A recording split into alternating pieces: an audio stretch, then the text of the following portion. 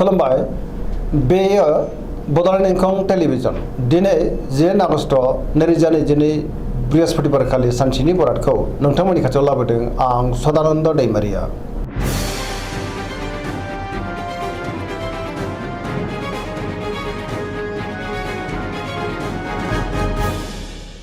सिगां फरायनो लादों मेष राशि गिबि हांखो अ ल। दिनैनि साना जोबोर मोजां, जेरावबो जाफुंसारगोन, सुथुरखौ गोरलैयैनो फेजेननो हागोन। बहाबा थाङोब्ला दिनै जोबोर मोजां आरो मोजाङैनो हान्थिनोबो हागोन। मावनो लानाय खामानिखौ गोरलैयैनो मावफुंनो हागोन। गोसोखौ दिनै जोबोर गोजोननाय मोनगोन। देहायाबो मोजाङै थागोन। बहानिफ्रायबा मोजां खौरां फैनोबो हागौ। रांखावरियाव दिनै जोबोर मोजां, गोबां धोन आरजिनो हागोन। आयाबो बांगोन। बेफार फालांगियावबो दिनै जोबोर मोजां होनजायो। सोरबा लोगोनिफ्राय हेफाजाबबो मोनगोन। न'खराव बिसि फिसायनि गेजेराव अनलायनाय फैगोन। बिदा फंबायजों मोजां सोमोन्दो थागोन। गुबुननि गोसोखौ बोनो हागोन। गोसोनि बोलोआबो दिनै बांगोन। समाजावबो मान मोनगोन। लाइमोनफ्रा जोबोर खुसि जागोन। गोसोआ दिनै जोबोर रमान्टिकबो जागोन। पजिटिभ एनार्जिनि गोहोमबो गोग्लैगोन।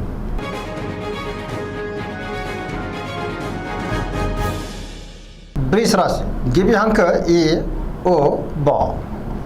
दिनैनि साना जोबोर मोजां। गोसोखौ दिनै जोबोर गोजोननाय मोनगोन।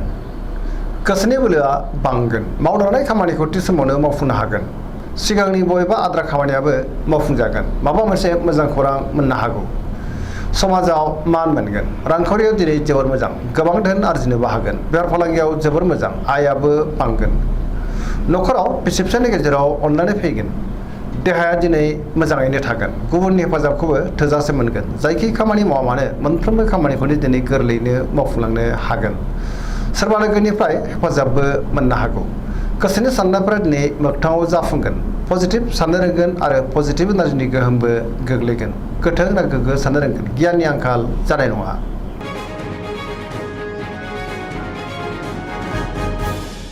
मिथुन राशि गिबि हांखो ख स। दिनैनि साना जोबोर मोजां।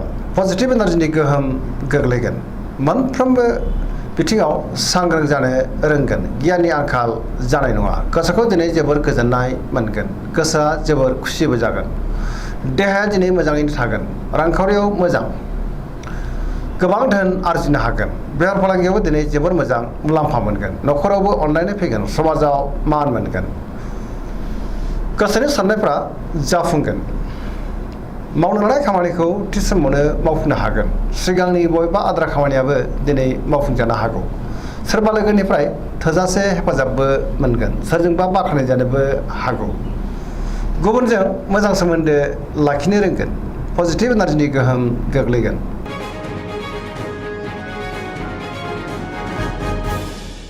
कर्कट राशि गिबि हांखो ड ह। दिनैनि साना जोबोर मोजां। गोसोखौ दिनै जोबोर गोजोननाय मोनगोन। बहाबा दावबायनो एबा हान्थिनो खाबु मोननो हागौ। सोरबा लोगोजों बाख्नाय जानो हागौ। गोसोनि साननायफोरा जाफुंगोन। गोसोआव पजिटिभ साननाय फैगोन। गोथों आरो गोग्गो साननो रोंगोन। मावनो लानाय खामानिखौ थि समावनो आरो गोरलैयैनो मावफुंनोबो हागोन। रांखावरियाव दिनै जोबोर मोजां। बेफार फालांगियावबो जोबोर मोजां होनजायो। न'खरावबो अनलायनाय फैगोन। समाजाव लोगो लेवा बांगोन। देहाया दिनै मोजाङैनो थागोन। गुबुननि हेफाजाबखौ मोननो हागोन। सोरनिबा अनसायनाय मोनगोन। फरायसाफोरा दिनै फरायनायाव गोसो दुंखांगोन आरो मोजां फिथाइ मोनगोन। गुबुनजों मोजां सोमोन्दो लाखिनोबो रोंगोन। धोरोमारि बिथिङाव गोसो दुंखांगोन।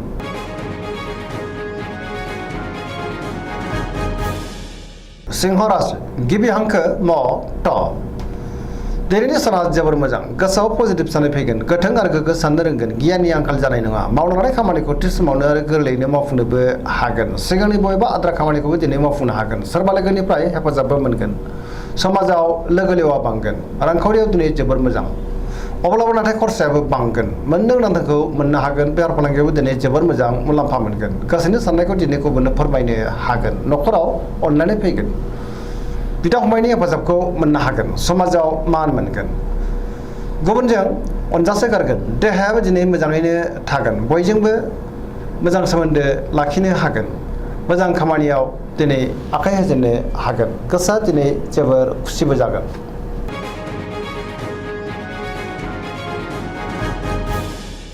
कन्या राशि गिबि हांखो प ट।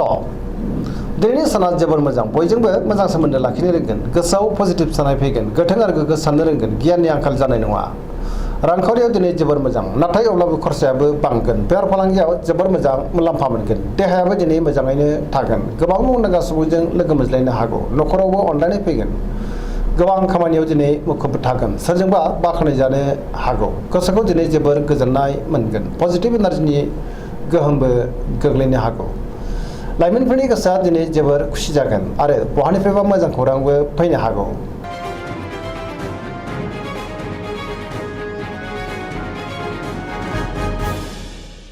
तुला राशि गिबि हांखो र ट दिनैनि साना जोबोर मोजां गोबां रोखोमनि जेंनाफोरखौ दिनै सुस्रांनो हागोन गियाननि आंखाल जानाय नङा गोसोनि साननायफ्रा जाफुंगोन गोसोआव बोलो बांगोन मावनो लानाय खामानिखौ थि समावनो आरो गोरलैयैनो मावफुंनोबो हागोन सिगांनि बबेबा आद्रा खामानिखौ दिनै मावफुंनो हागोन देहाया मोजाङैनो थागोन रांखावरियाव मोजां बेफार फालांगियावबो मोजां होनजायो न'खराव अनलायनाय फैगोन समाजाव मान मोनगोन गुबुननि थाखाय गोबां मोजां खामानि मावनानै होनोबो हागोन सोरबा लोगोनिफ्राय थोजासे हेफाजाबबो मोननो हागौ गोदान थांखि लानो रोंगोन सेंग्रा सिख्लाफोरनि गोसोआ दिनै जोबोर खुसि जागोन गोसोआव पजिटिभ साननायबो फैगोन आरो पजिटिभ एनार्जिनि गोहोमबो गोग्लैगोन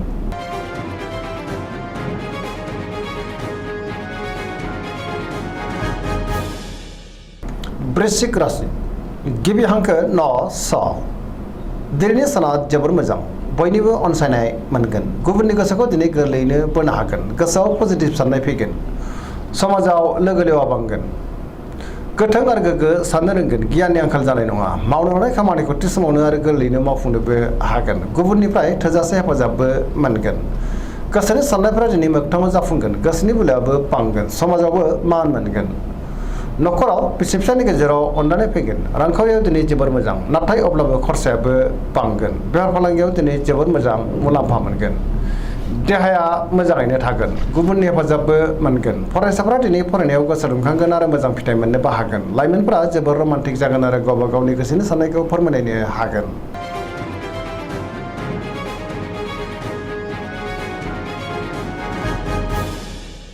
धनु राशि गिबि हांखो ध फ भ दिनैनि साना मोजां आरो गाज्रिनि गेजेरजों बाबेनलांगोन गोसोआव गोनो गोथो साननाय फैगोन सुथुरा बांनो हागौ सोरनिबा गाज्रि नोजोरबो गोग्लैनो हागौ सांग्रां जानाया गाहाम मावनो लानाय खामानिखौ मावफुंनो गोब्राब जागोन माबा नङा माबा मोनसे हेंथा फैनो हागौ गोसोनि साननायफ्रा देबार नांगोन रांखावरियाव मोजां अब्लाबो नाथाय खरसायाबो बांगोन बेफार फालांगियाव मोजां होनजायो समाजाव मान मोनगोन बहाबा हान्थिब्ला दिनै लामा सामायाव सांग्रां जानाया गाहाम जाब्रथायनि आसाबो दङ देहाया दिनै मोजाङैनो थागोन न'खराव अनलायनाय फैगोन बहानिफ्रायबा हरखाबै गाज्रि खौरांबो फैनो हागौ लाइमोनफोरनि गोसोआ दिनै जोबोर उसुखुथु जागोन नेगेटिभ एनार्जिनि गोहोमबो गोग्लैनो हागौ सांग्रां जानांगोन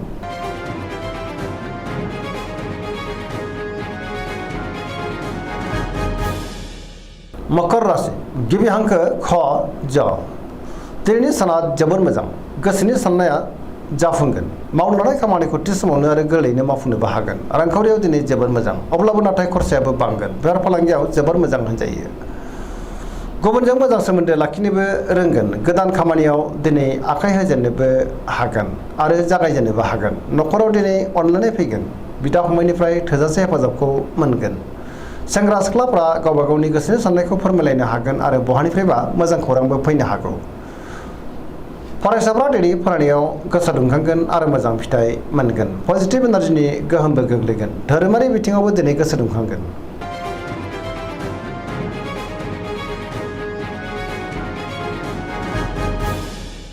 कुम्भ राशि गिबि हांखो ग स दिनैनि साना मोजां आरो गाज्रिनि गेजेरजों बाबेनलांगोन गोसोखौ दिनै जोबोर उसुखुथु मोनगोन मावनो लानाय खामानिखौ मावफुंनो हागोन अब्लाबो नाथाय नेगेटिभ एनार्जिनि गोहोमबो गोग्लैनो हागौ समाजाव मान मोनगोन गोबां मुंदांखा सुबुंजों दिनै लोगो मोनज्लायनो हागौ रांखावरियाव मोजां बहानिफ्रायबा गोबां धोन मोननोबो हागोन बेफार फालांगियावबो मोजां होनजायो देहाया दिनै बारा मोजां थानाय नङा गोबां रोखोमनि देहायारि जेंनाजों मोगा मोगि जानांनोबो हागौ न'खराव अनलायनाय फैगोन गुबुननि हेफाजाबबो मोनगोन बिमा बिफानि अननाय आरोफोरखौ मोननो हागोन बहाबा दावबायनो एबा हान्थिनो खाबुबो मोननो हागौ अब्लाबो नाथाय सांग्रां जानांगोन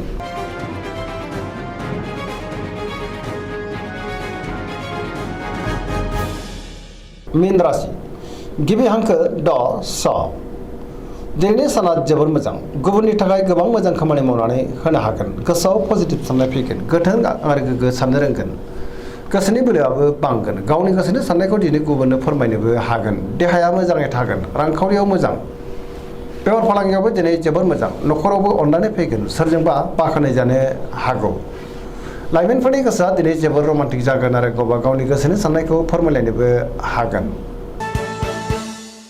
दिनैनि राशि फरायनाया एसेनोसै जोबनायाव बेखौनो खावलायो जाहाथे नोंथांमोना सानफ्रामबो जोंनि बे बड'लेण्ड इंखं टेलिभिजनखौ नायबाय थायो आरो साबस्क्राइब खालामो लोगोसे लाइक खालामो आरो शेयार खालामो एसेनोसै गोजोन्थों।